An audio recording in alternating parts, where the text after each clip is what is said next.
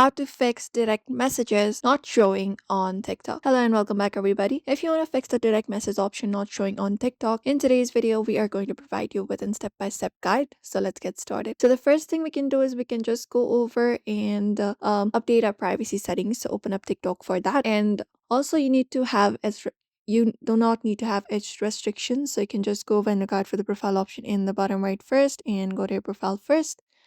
And once you're headed over to your profile, what you can do is you can go to your profile option by tapping on the menu option at the top right, and we can update our settings and privacy.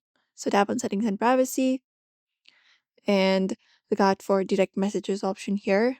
Go to the option for privacy and look out for direct messages. Tap on it and ensure this option is set to everyone.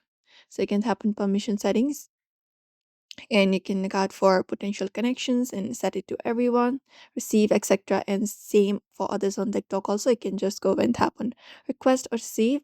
If you have a public account, it's more easier. And also, TikTok requires you to be at least 16 years old to send and receive direct messages. So if your account birthday is under 16, this feature will be disabled.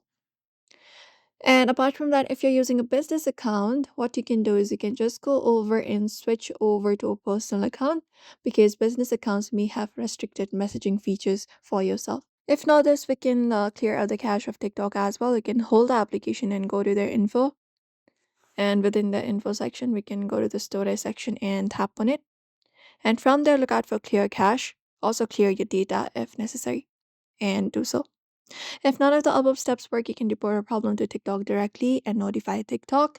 In that way, they should probably reset your account settings, including by fixing the direct messages on TikTok. So you can follow out these methods for that. So we hope this video was helpful. Give this video a like and subscribe for more tips and tutorials.